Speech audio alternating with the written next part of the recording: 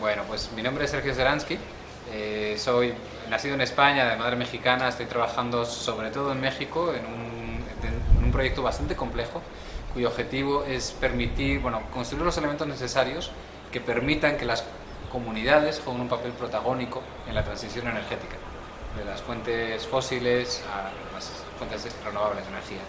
Esto es un tema bueno, que en principio generalmente se suele analizar desde una perspectiva bastante superficial, ¿no? En teoría las energías renovables son maravillosas, van a salvar el mundo, van a beneficiar a las comunidades. Es como que la tecnología en sí encierra ya todas las soluciones y es simplemente una cuestión de implementarla y va a ir todo perfecto, va a estar todo el mundo feliz. En realidad lo que estamos viendo, según van implementándose más proyectos a gran escala de energía renovable, es bastante más complejo. Es un campo más en el que están entrando grandes empresas intentando conseguir los mayores beneficios posibles, y es un ámbito que tiene un impacto territorial muy grande, porque las energías renovables están distribuidas en territorios muy amplios. No es como el petróleo, el carbón, el uranio, que están bajo tierra, que están en depósitos muy concretos, ¿no? Sino que para pasar de un sistema energético basado en energías fósiles a uno basado en energías renovables va a haber que ocupar muchísimo espacio, va a haber que controlar mucho espacio. Entonces, bueno, esto está ya teniendo como consecuencia tensiones muy fuertes entre comunidades que viven en regiones muy ricas en energías renovables y las empresas que están intentando controlar esas regiones, porque aquí la clave es el control territorial. Para controlar un sistema basado en energías renovables hay que controlar el territorio en el que se dan estas energías renovables. Y esto es algo que se ve muy claramente en el caso de México. En el istmo de Tehuantepec, en Oaxaca, hay uno de los mejores recursos eólicos del mundo, teóricamente el segundo mejor del mundo, que bueno, ahí ya hoy en día se está produciendo energía eólica mucho más barata que la que, o sea, según los cálculos de la Comisión Federal de Electricidad, de la empresa estatal eléctrica, el coste por kilovatio hora llega a ser la mitad que la energía termoeléctrica convencional, más barata incluso que la nuclear. Con lo cual, controlar ese territorio es como controlar un yacimiento petrolífero sin fondo, ¿no? Y que además va a producir energía la más barata de México durante generaciones y generaciones, ¿no? En ese territorio viven 5 pueblos indígenas diferentes. Eso que suele ocurrir con las energías renovables. En general, las poblaciones históricamente marginadas, históricamente con menos capacidad de negociación, menos derechos y demás, fueron relegadas a las zonas con más viento, con más sol, o sea, las zonas en las que no querían vivir las poblaciones más poderosas. Entonces esto es una situación que se da en muchos sitios del mundo, no solamente en el istmo de Tehuantepec, en Norteamérica o en Estados Unidos, por ejemplo, a las poblaciones indígenas las mandaron a vivir en las zonas que actualmente más potencial tienen para generar energía renovable. Entonces aquí tienes una situación en la que, en el caso de México y también en Estados Unidos y muchos otros países, se da incluso que estas comunidades tienen control territorial, porque tienen derechos colectivos, ¿no? En el caso de México, gracias a la revolución y bueno, todo el proceso de los ejidos, las comunidades indígenas y demás, pero les faltan los demás elementos para poder llevar a cabo proyectos con los que poder basar su desarrollo social en esa riqueza que tienen en el territorio. Con lo cual, lo único que pueden hacer es o elegir si quieren o no quieren trabajar con las grandes empresas multinacionales, en el caso del istmo de Tehuantepec, sobre todo españolas, que llegan y se ponen de acuerdo entre ellas para ofrecer condiciones pésimas para las comunidades locales, les dejan una parte mínima de los beneficios, mal repartido además, y bueno, la mayor parte de las comunidades pues le entran porque no tienen más alternativa. Pero, sin embargo, si hubiese una posibilidad de poder ellas llevar a cabo sus propios proyectos y que los beneficios revirtiesen en su desarrollo social de forma comunitaria, de forma equitativa, evidentemente muchas tienen interés en ese modelo, mucho más interés en ese modelo. De hecho, hay varias comunidades en el istmo de Tehuantepec que se han negado a firmar contratos con las empresas eléctricas. Han preferido quedarse sin nada que darles entrada, porque además darles entrada supone darles el control sobre el territorio completamente. Entonces, bueno, ahí es donde estamos empezando a trabajar con las comunidades, en concreto con una de las comunidades que no ha firmado ningún contrato, que mantiene el control territorial, que mantiene por dentro el control sobre ese recurso que hasta hace poco no se consideraba como un recurso, más bien como un problema, pero que hoy en día realmente es el recurso con más potencial de la región, ¿no? Y bueno, pues estamos construyendo los elementos que son necesarios para poder llevar a cabo un proyecto a gran escala para la red. No son pequeños proyectos para consumo local, no son proyectos a gran escala para producir muchísima energía y venderla a la red. Estamos en concreto trabajando con una comunidad llamada Ixtepec, que tiene 30.000 habitantes, con la idea de construir un parque eólico de 100 megavatios, que es muy grande.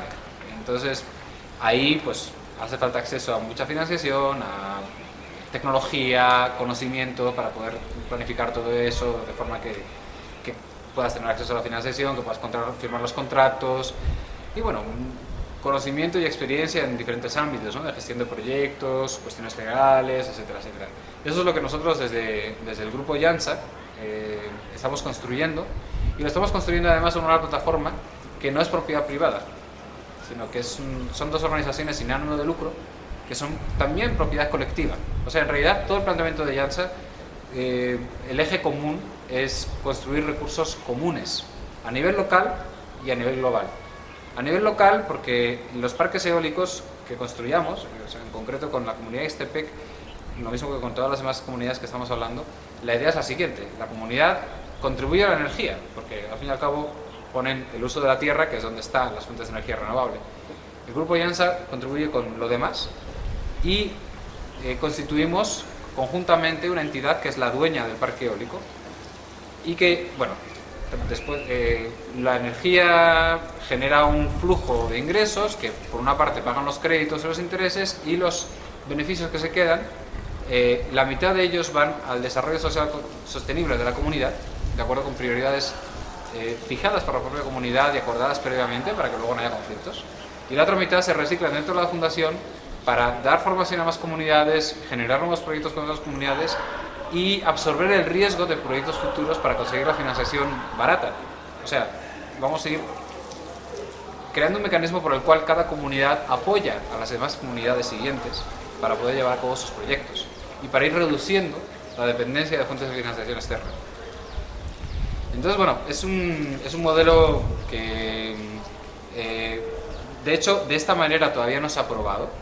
Hay proyectos comunitarios, pero en otros contextos muy diferentes. Hay proyectos comunitarios en Dinamarca, en Alemania, en Japón, en Canadá, donde las comunidades rurales tienen acceso a crédito, donde las políticas gubernamentales también muchas veces les favorecen, etcétera, etcétera. Eso, pues en México, cuando esta comunidad con la que estamos trabajando, la primera, ya tenía la idea de tener un proyecto comunitario, desde antes de que llegáramos nosotros.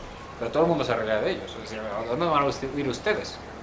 Las cantidades de cientos de millones de dólares que esto cuesta, ¿quién se lo va a dar a ustedes, ¿no? ¿De dónde van a sacar los ingenieros? ¿De dónde van a sacar la tecnología, ¿no? Pues, esa situación es diferente si te planteas ese proyecto desde Alemania, ¿no? Los dueños de tierra en Alemania tienen otras condiciones, digamos, ¿no? Entonces esto es un modelo innovador del uso de tecnologías renovables. Pero esa es una de las dos organizaciones, la fundación, que es la que hace estos proyectos. Luego, por otra parte, tenemos otra entidad sin ánimo de lucro que se llama Compañía de Interés Comunitario. Es un ente legal que existe solamente en Gran Bretaña, que es básicamente como una fundación, una entidad sin ánimo de lucro, pero a la que se le permite generar hacer todo tipo de negocios en todo el mundo para generar sus propios recursos. Y la Compañía de Interés Comunitario lo que estamos haciendo es generar nuestra propia tecnología eólica para no depender de los muy pocos grupos industriales que controlan esta tecnología, y con vistas a fabricar máquinas en el futuro con la idea de vender una parte de ellas en el mercado mundial en condiciones comerciales, consiguiendo un beneficio, y que eso nos permita vender las máquinas a los parques comunitarios en términos no comerciales. Entonces, por una parte, tenemos más autonomía tecnológica, y por otra parte también una fuente extra para asegurar que los proyectos que produzcan la mayor cantidad posible de beneficio social. Entonces, bueno, como digo, se trata de crear recursos comunes tanto a nivel local, con el 50% que llega a la comunidad, que se invierte de forma comunitaria en el desarrollo sostenible de esa comunidad, y a nivel global, dentro de la Compañía de Interés Comunitario y de la Fundación, creando una serie de recursos comunes colectivos de acceso para organizaciones comunitarias, inicialmente en México, pero después esperamos con muchos países más, para que tengan una oportunidad diferente, una alternativa a simplemente ceder sus territorios a las grandes empresas, que generalmente no suelen darles muy buenas condiciones, y tener otras opciones para el desarrollo de sus recursos renovables. Este proyecto no es para producir energía para la comunidad. Este proyecto es para producir mucha más energía que la que requiere la comunidad para venderla a la red pública. O sea, esto no es un proyecto... La mayor parte de los proyectos comunitarios generan energía para la comunidad en concreto donde están ubicados. Esto es otro esquema distinto. Aquí son máquinas muy grandes. O sea, con 2 o 3 máquinas de esas generarías la electricidad de toda la comunidad y te sobraría mucha. Y bueno, con todo ese parque eólico se genera la electricidad y se mete directamente a la red eléctrica a través de una subestación eléctrica que además está siendo construida por la Comisión Federal de Electricidad, por la Compañía Estatal de Electricidad, en la tierra de esta misma comunidad. La mayor parte de la gente que trabaja en energía renovable a escala comunitaria trabaja una parte digamos, un sector de la energía renovable que es el sector de las comunidades que no le interesan al mercado, porque son demasiado remotas, porque no están conectadas a la red, porque la gente no puede pagar la electricidad, ¿no? Pues ahí están, ¿no? No les dan servicio eléctrico y no hay ninguna empresa que tenga interés en eso. En eso es lo que se especializa la mayor parte de las ONGs y los emprendedores sociales que hacen trabajo con energías renovables, en electrificación de comunidades aisladas. Eso es un trabajo muy importante y además nos parece vital que haya un sistema accesible a todas las comunidades y no solamente las que están conectadas a la red y que cuanto más descentralizado sea el sistema energético mejor. Pero nosotros lo que estamos trabajando es en otro factor distinto, en otra parte diferente de la transición energética, que es la sustitución de los grandes proyectos, de las grandes centrales de generación térmica con combustibles fósiles o nuclear, ¿no? Con proyectos de energía renovable. Este es el sector en el que están entrando muy fuerte las industrias privadas, sobre todo multinacionales,